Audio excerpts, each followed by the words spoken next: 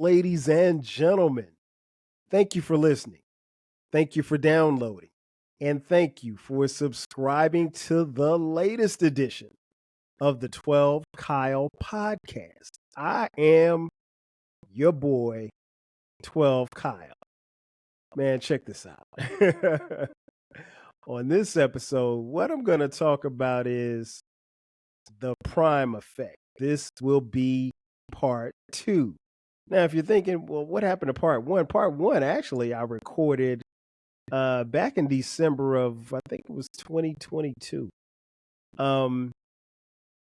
As many of you know, Deion Sanders, a.k.a. Coach Prime, is the head coach of the Colorado Buffaloes. And back then I did an episode on Coach Prime, and what I wanted to do at the time was kind of talk about my feelings about Deion as he was leaving Jackson State University to take the job at Colorado. Well, a lot has changed. That episode dropped December 4th, 2022. Before I get into the prime effect too, let me go back a little bit and kind of give you a backdrop as to how we got here. First and foremost, and I mentioned this on that episode and I'll say it again, it goes without, saying, I am a huge fan of Deion Sanders. Deion Sanders played his college football at Florida State University, and Florida State University is my favorite college football team outside of my own team, the South Carolina State Bulldogs. Nonetheless, had it not been for Prime, I would not have been a Seminoles fan, and I'm still a Seminoles fan to this day. I would never, ever be a South Carolina fan, South Carolina Gamecocks fan, in spite of growing up in the state of South Carolina. Wasn't a Clemson fan. Definitely couldn't have been a Florida Gators fan, shout out to King Germ, or a Miami Hurricanes fan. All you guys who are fans of those teams. Nah, those teams suck. But I became a Seminoles fan strictly on the strength of Deion Sanders when I saw him play in college back in the mid to late 80s. So I'm a fan. And I think being a fan allows you to be practical, and it also allows you to be fanatical to some degree. And it also allows you to be critical at times when deemed necessary. And I think I've been a lot of those things and more as far as Deion is concerned. But again, I was happy to see Deion take the job at Jackson State. Deion and his Jackson State Tigers toured through the SWAC conference, the Southwestern Athletic Conference. And as many of you know, in 2021, Deion's team, Jackson State, they met up against my team, the South Carolina State University Bulldogs, which is where I matriculated from and where I played football at. And we played in the Celebration Bowl that was played here in Atlanta. And as many of you know, or maybe you don't know, I'm going to remind you that South Carolina State threw Jackson State down a flight of stairs. And we kicked their ass. I think the score was like 31-10. I mean, it wasn't even close. And nobody gave us a shot to win, but we won. And so Deion bounced back from that. Shortly thereafter, he announced that Jackson State was signing the best player in high school football at that particular year, a kid out of Metro Atlanta by the name of Travis Hunter. And all of these people were, amazed and also shocked. And they were thinking, well, why would a kid like Travis Hunter, who had offers from every school in the country, including Alabama and Florida State, turn those schools down to go play for little old Jackson State and Deion Sanders? And so all of that's building up. And then that leads up to the following season in 2022. And Jackson State goes undefeated through the season.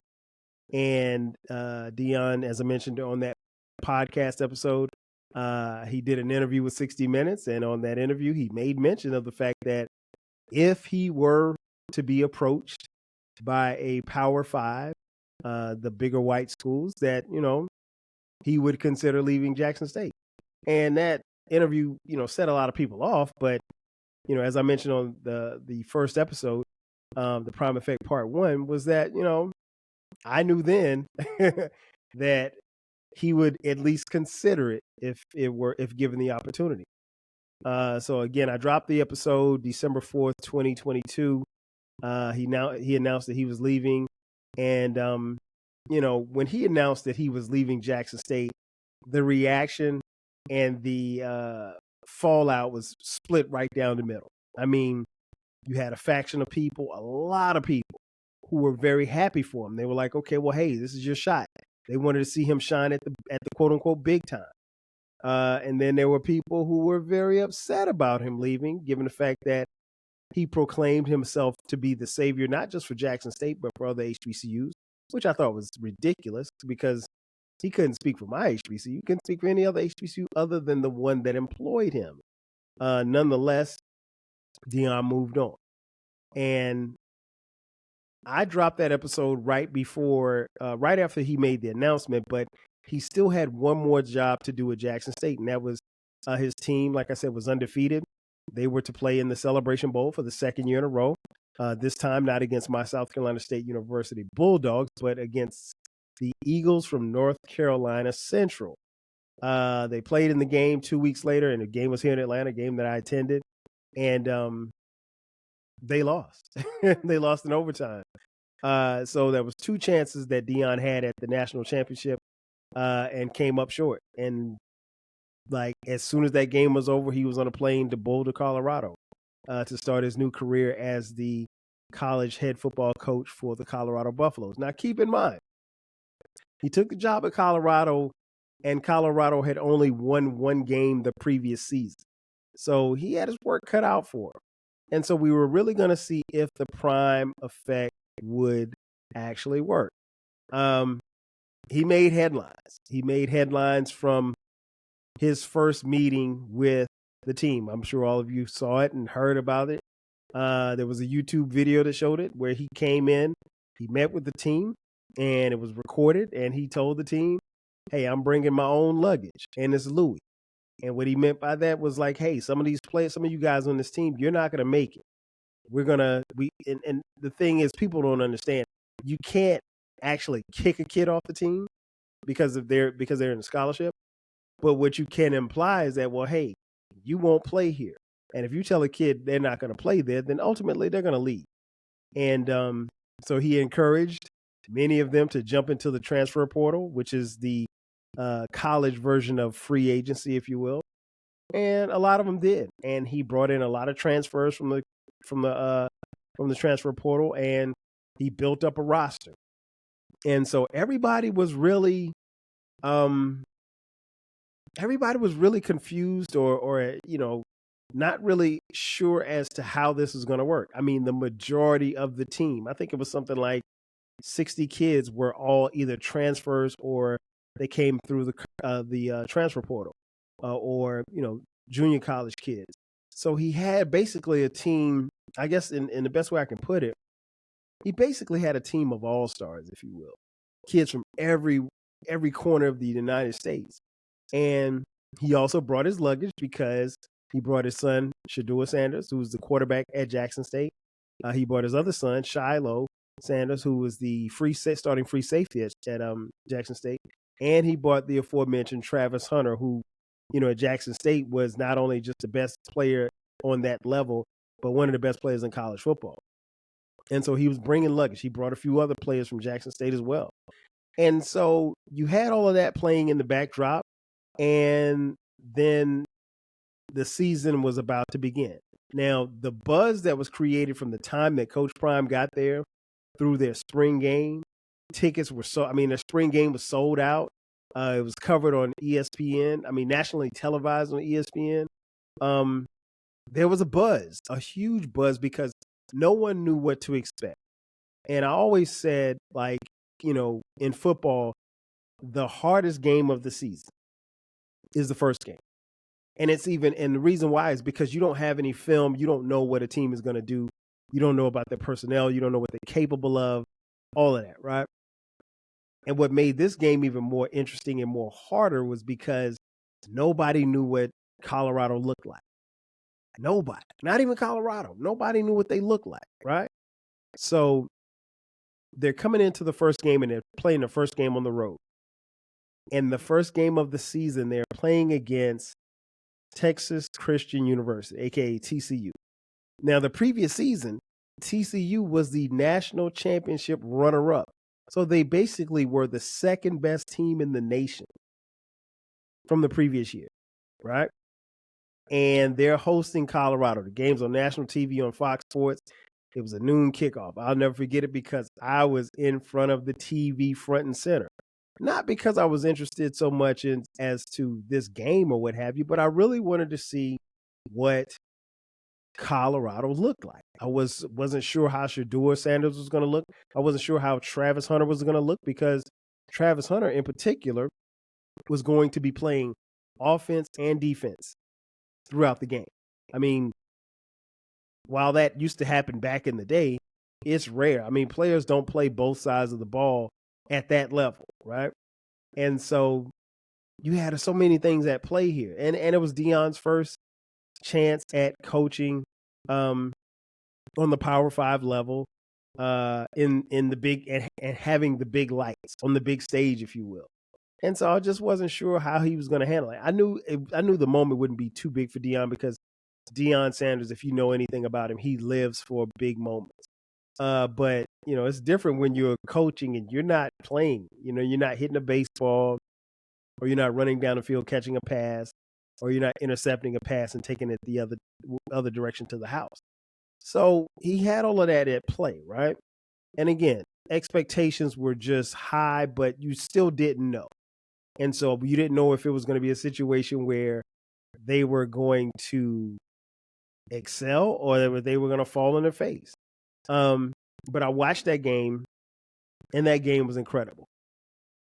It was a high-scoring game. The game was going back and forth between TCU and Colorado, and Colorado won the game, 45-42. And it was amazing.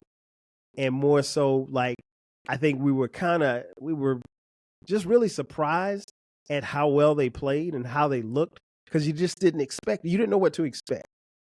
And at the end of the game, Deion was overcome with emotion. Take a listen.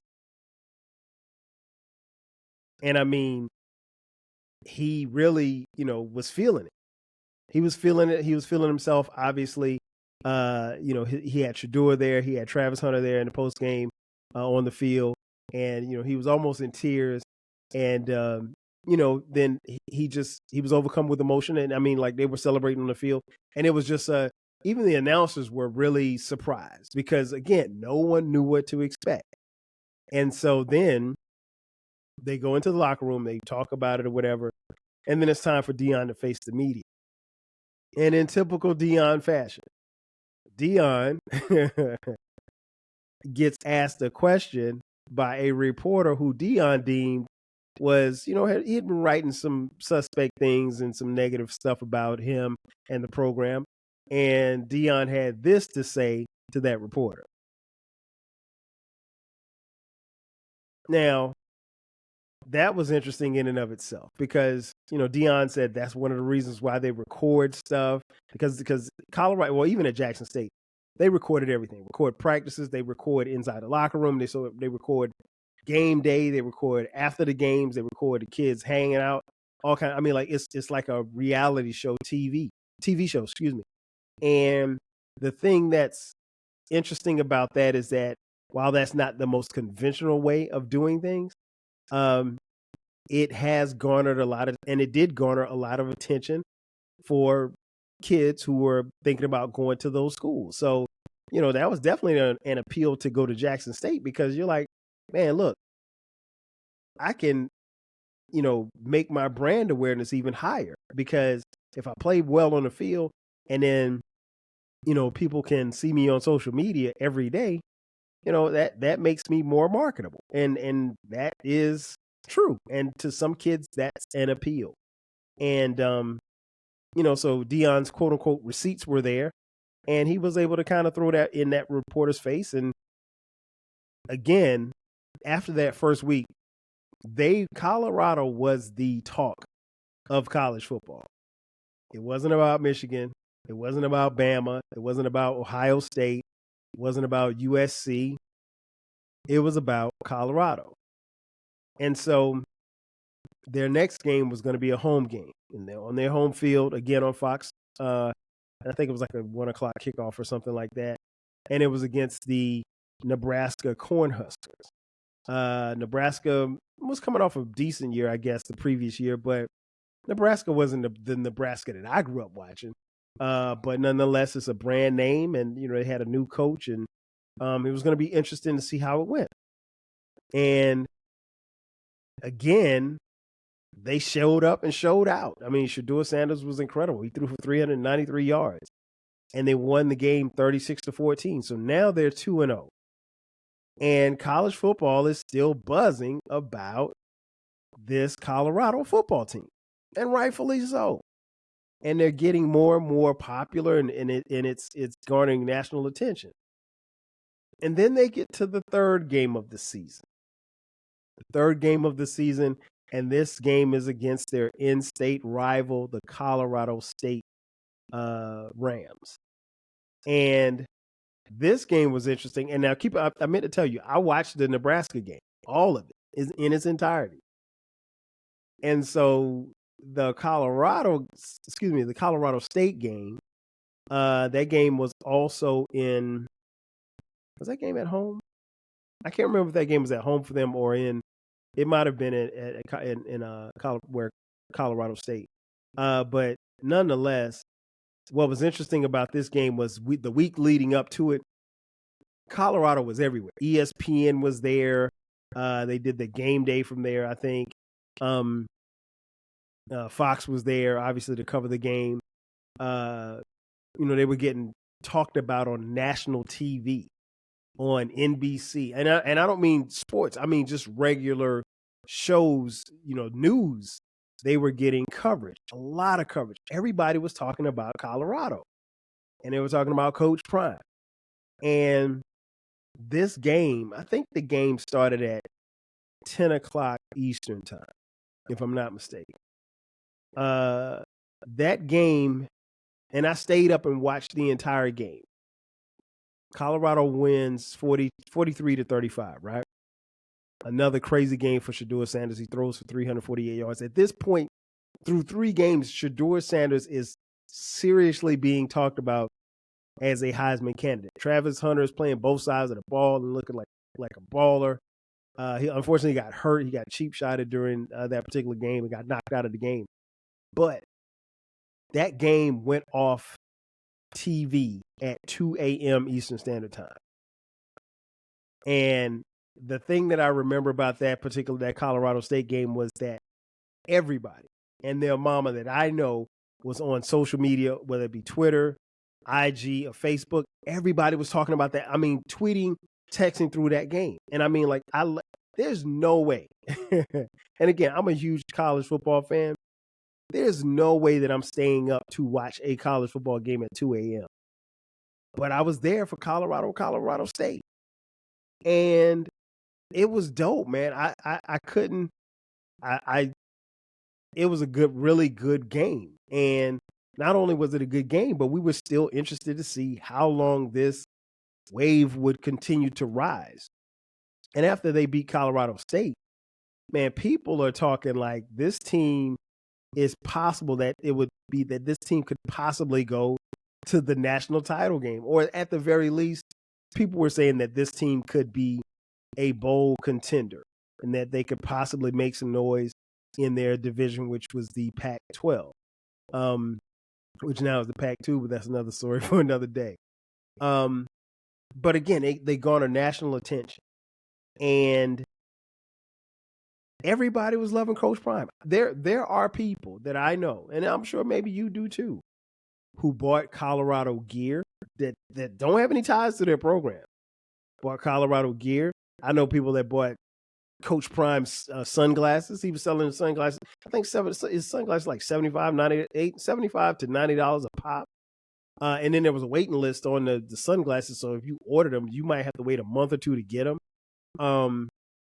I know people who actually went to Colorado football games, home football games. and they had no ties to the Colorado football program at all.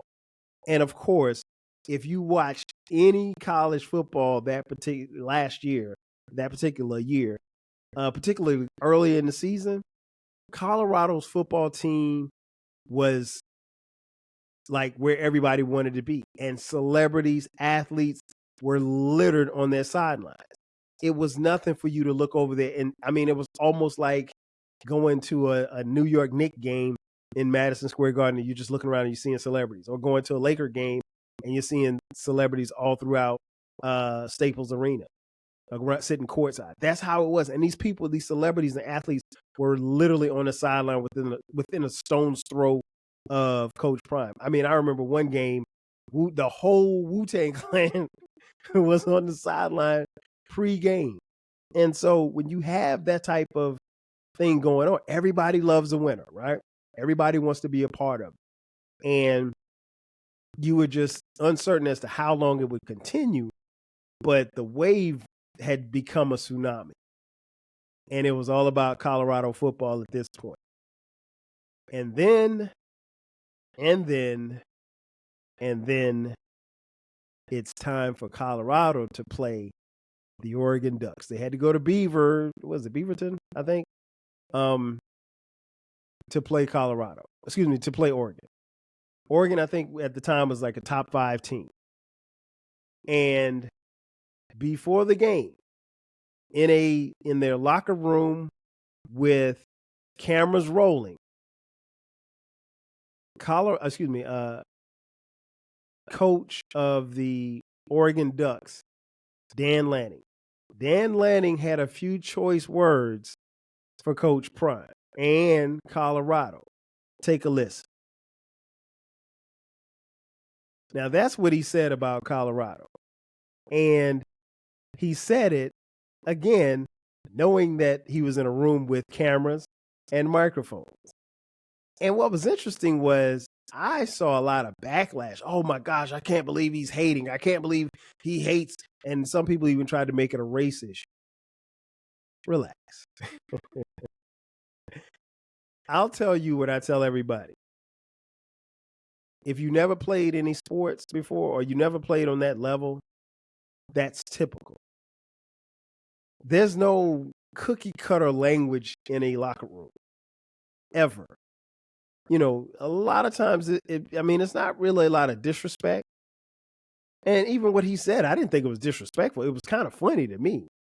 But he just let his team know, like, he wanted his team to be motivated. And he said this before the game.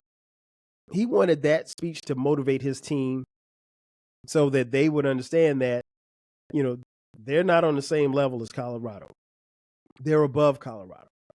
And they went out and proved it because Oregon put the beat down on Colorado. The final score was 42-6. I mean, it was soul to soul. Back to life, back to reality. I mean, they beat them down. They beat them down and they smacked Colorado around like they were a bunch of little kids. And so it was time. It was humbling.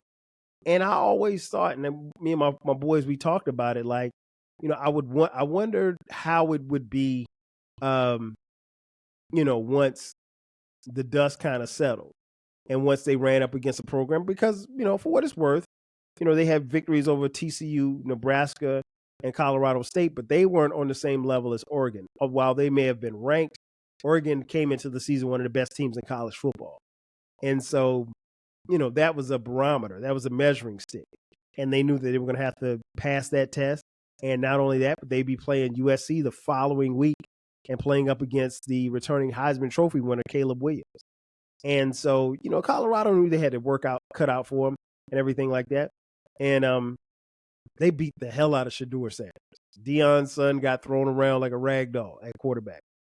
And they went to send a message to say, hey, you might be good, but you ain't that good. You might be big, but you ain't big enough. And so they sent a message. And so the following week, Colorado has to play against USC. Now, it was a closer game, but they lost 48-41. And so now as a team, you're kind of reeling. And what one thing I always try to pay attention to is, when teams start to lose, do they stay together? Do they stick together? Or do they start looking around, pointing fingers, fussing at each other, that kind of thing? Because, losses can expose your, weaknesses. And so after the USC loss, they beat Arizona State 27-24, and they hosted the Stanford Cardinal, playing a game. I'll never forget it. I think it was a Friday night game. And they were playing, again at home. And I'll be honest, they were favored to win this game, I think by 14 points. Like, Colorado should have blown Stanford off the map. And for the first half, they did.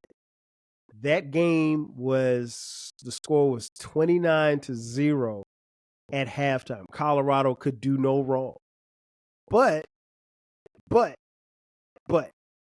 you all know that there's 60 minutes in every game. Can't play 30, got to play 60. And what ended up happening was they played 30 minutes as opposed to 60. And that first half, Colorado looked flawless on both sides of the ball. I mean, like, they couldn't be stopped. But what happened was, again, you have to play the full 60 minutes. And they ended up losing that game 46-43. And I think that's where Colorado lost the season. I truly believe that's where everything kind of went downhill. I think they still, I don't know, maybe in their heart of hearts, they probably thought that they could compete with USC and Oregon. And they did. Well, I mean, they competed with USC. That game was close. Oregon smacked them around. I don't think that game wasn't close at all. But it gave them some perspective. And again, you come back the following weekend, you play against Arizona State and you win. So you're in good shape. You only have 2 losses at the time. And, but that was kind of like a wake-up call. But to lose to Stanford was huge. And we started seeing chinks in the armor of the program, I think. I don't think Deion and his staff was coaching the same. I don't think the team was playing the same. And I started hearing things about the program. I started hearing in little sound bites I'd hear from Deion Sanders.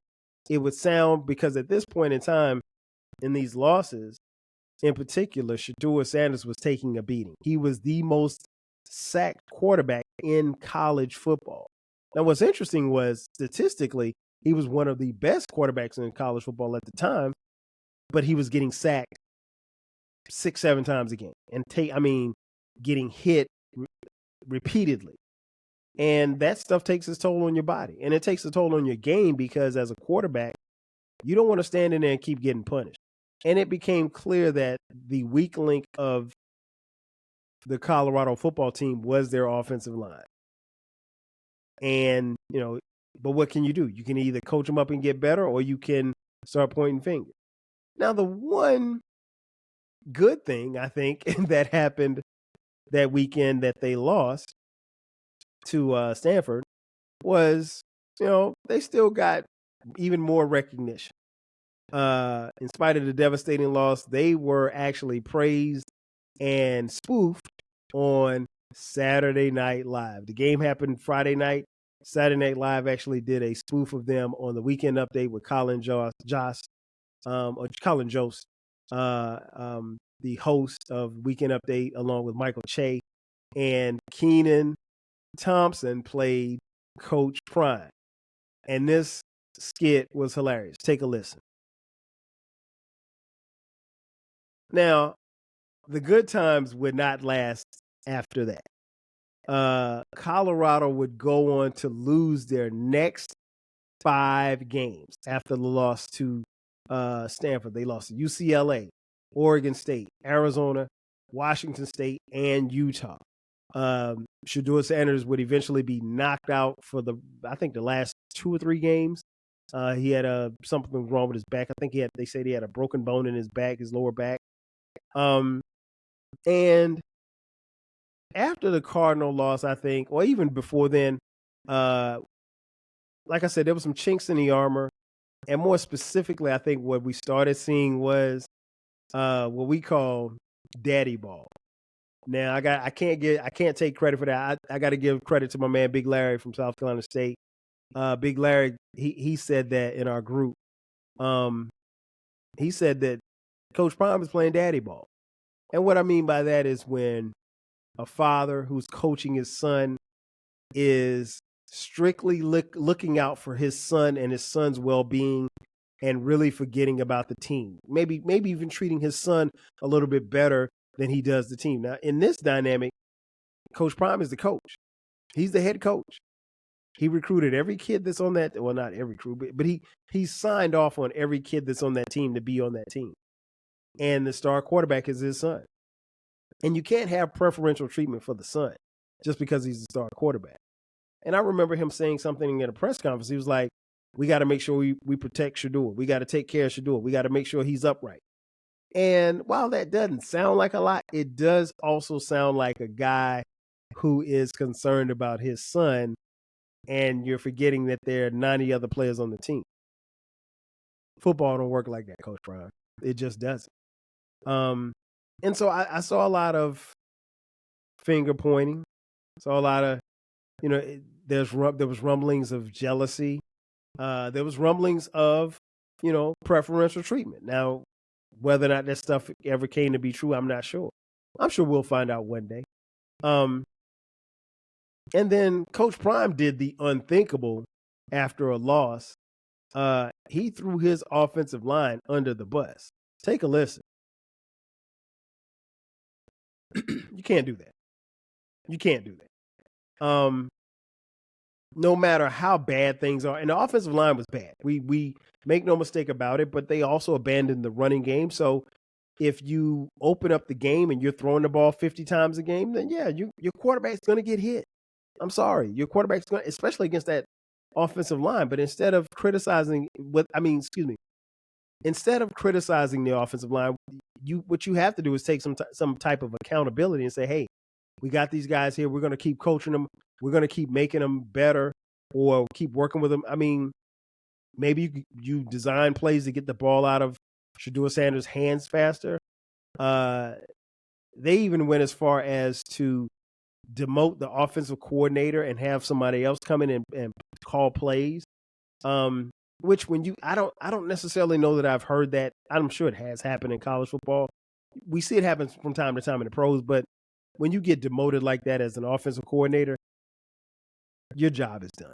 Like you're not going to stay there. Your job at that particular school is over. And it was panic mode. I think Coach Prime panicked. I think he didn't have any faith in the offensive coordinator. He didn't have any faith in the offensive line, and he chose to blame, them. But let's be real. Colorado couldn't stop anybody on defense either. I mean, the defense was terrible. They couldn't get sacks. Teams ran up and down on them because they were kind of small up front.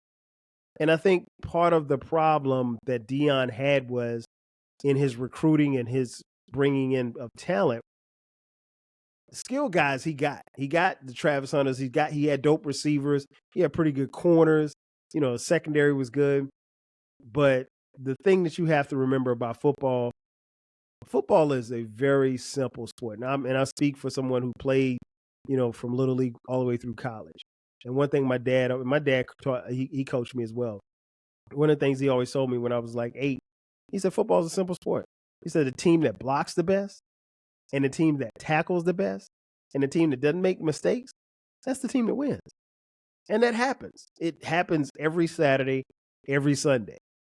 The teams that block the best, that tackle the best, that don't make mistakes, those are the teams that win. And Colorado couldn't do that. They couldn't block, they couldn't tackle, and they made mistakes. And Shador made mistakes, and Coach Prime made mistakes. And I think the thing that was always interesting was that, everybody was kind of looking around. And sometimes you got to look in the mirror. So the question was thrown to me, and the reason why I did this episode, the Prime effect. Did it work? It really depends on who you ask. And I'll say this, and I mean this. Deion Sanders, again, I'm a fan. I've been a fan since like 1989 when he was at Florida State. But I'm also a big enough fan to where I can be critical of him. And see, I think that's where a lot of people got it twisted, because I heard a lot of people say, oh man, y'all just hating on Prime. I heard people say that when he was at Jackson State. No, you can be critical of Deion Sanders and not be hating. I think as a fan, that's what you're supposed to do. I think that's what some Jackson State alumni wanted to do. Hold him accountable. But you know what? When Deion made his decision to leave Jackson State, we heard a whole bunch of talk about, oh, they're misappropriating funds. They wouldn't let Deion do what he wanted. It was people making excuses. The bottom line is Deion Sanders was brought there to coach. Did he make Jackson State better than what it was when he got there? Of course he did.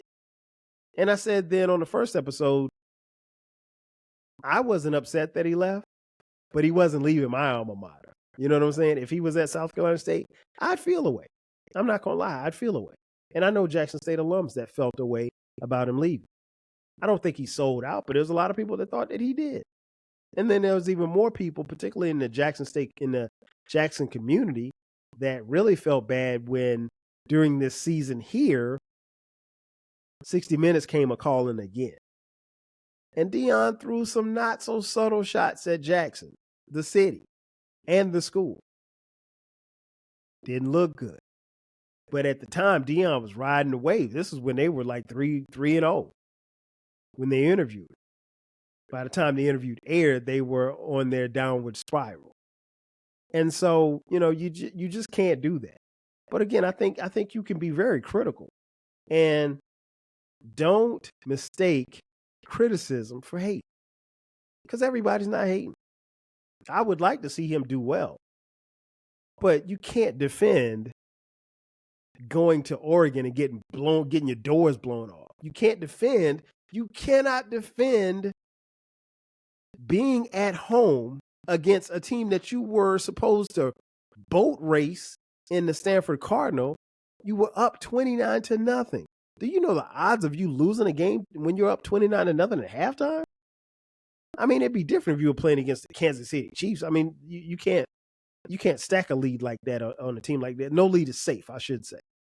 But come on, man. Stanford? Them? Man, you're supposed to blow their doors off. And so that's bad coaching. It's bad players, but it's bad. That falls on the coach. You can't do anything but look in the mirror.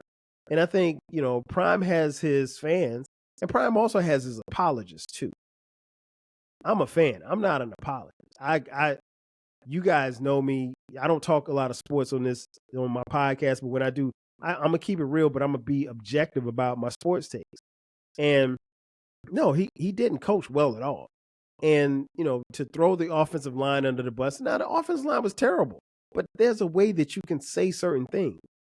And, you know, you can't throw the offensive line under the bus because those are the guys that are blocking for your son. They go hand in hand. You still need them to succeed. You can't win a game without an offensive line. Football doesn't work that way. It's not basketball, it's not baseball, it's not golf, it's not tennis. You need your offensive line. So, you know, Prime has a lot to learn. He has a lot to learn. He may be a great coach, he may be a great motivator, but that second part of the season, that's on him. If you want to give him the credit for the 3-0 start and the rise to fame and the accolades and all of the appearances on ESPN and Fox and national news and everything, if you want to give him that, fine. He deserved and he earned it. But he also earned those 6 consecutive losses too. They finished 4-8. Now, granted, they finished better than they did the previous year because the previous year they were 1-10. So, you know, there was an improvement, but you also have to be critical. And I think that's the thing that I don't think people, particularly people who don't watch college football, I don't think that they were critical. I don't think that they were looking at it from the perspective that they should. All they saw was if you're criticizing somebody, or you're more importantly, if you're criticizing Coach Prime, you're hating. No, you're not hating. They thought what Dan Lanning said in that pregame speech was hating. That's not hating. That's coach speak. That's coach. That Deion doesn't talk like that, but a lot of coaches do. And I mean, he didn't cuss Deion out or anything like that. But I mean, there was the other coach. There was another coach or situation where one of the coaches said he said something to the effect in a press conference that he carries himself with respect. He takes his hat and his shades off when he walks in a building. He was raised the right way, which was to insinuate that Deion wasn't, because Deion's in the press conference. He's got his hat on. He's got his shades on. And so Deion took that as, you're saying that my mama ain't raised me right. And he took that personal. And I think they won that game. I think, if I'm not mistaken, I think that was against Arizona State. But I mean, it was tough.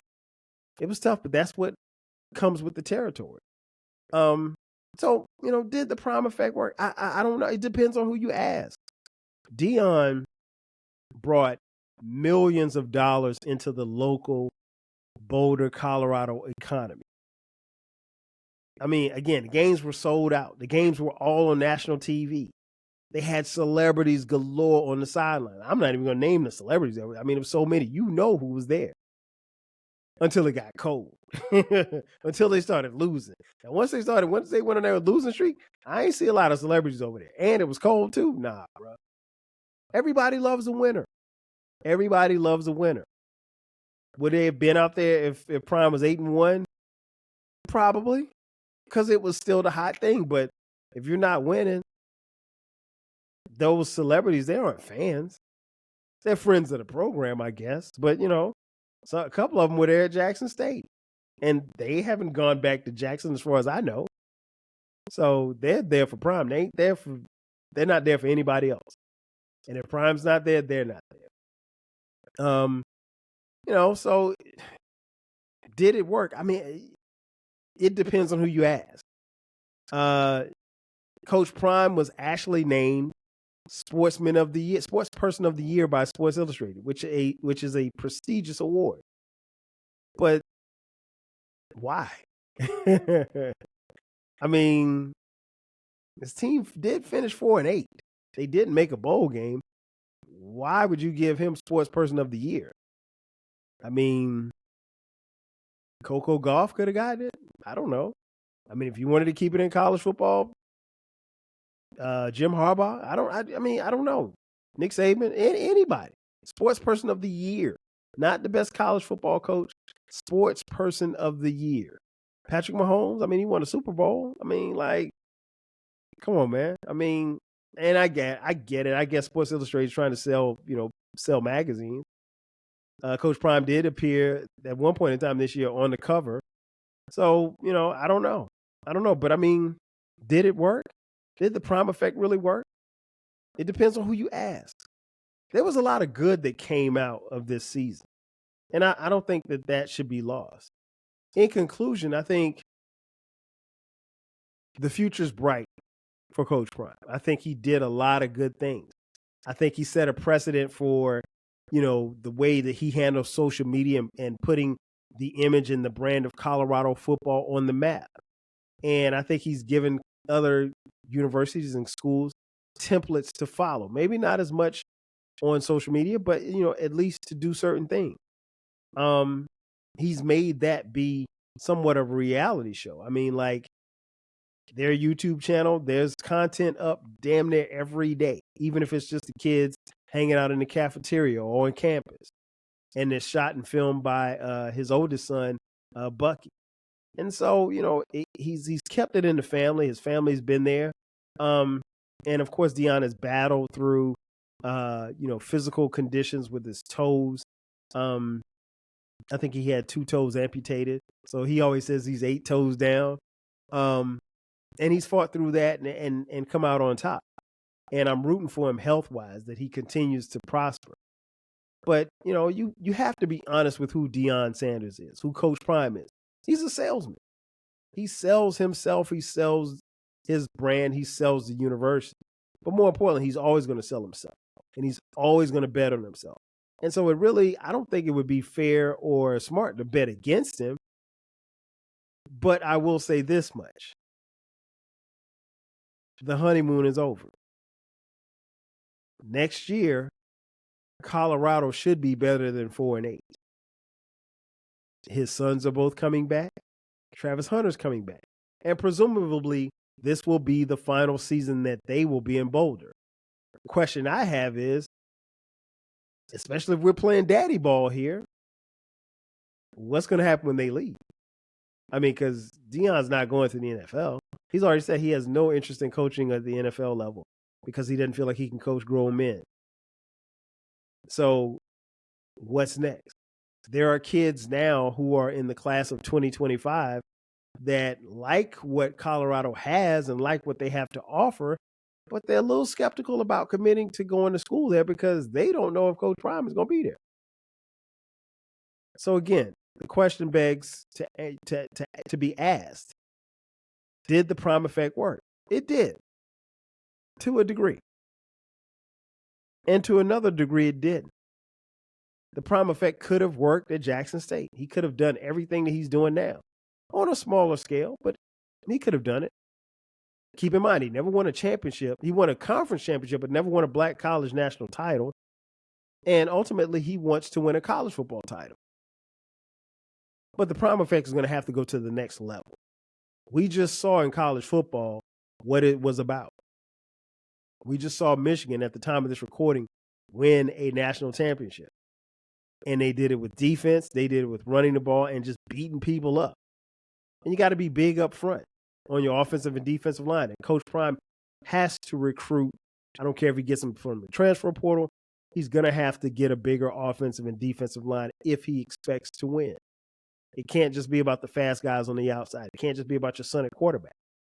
Because if not, your son will take another beating next year. It's big boy football. But again, economically, image-wise, branding-wise, money-wise, Coach Prime, NIL money to the kids that play on his team, he did a lot. Did it work? Time will tell. Ladies and gentlemen, that's going to do it for me. Thank you for checking out this edition of the 12 Kyle podcast. Be sure to subscribe to the podcast. The podcast drops every Thursday at midnight. From time to time, we drop bonus episodes on Sundays at midnight. Be sure to subscribe and follow us on all the social. We're on Twitter X, Facebook, Instagram, TikTok. That's right. We got clips over there as well. Subscribe on YouTube as well. There's a YouTube video and YouTube audio for every single episode. And if you feel inclined, you want to send us a couple of dollars, hey, I'll take it. Hit us up on Cash App, $TWELVEKYLE.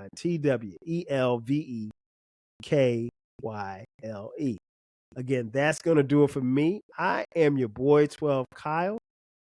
This is the 12 Kyle podcast. We'll catch you guys next time. 5G.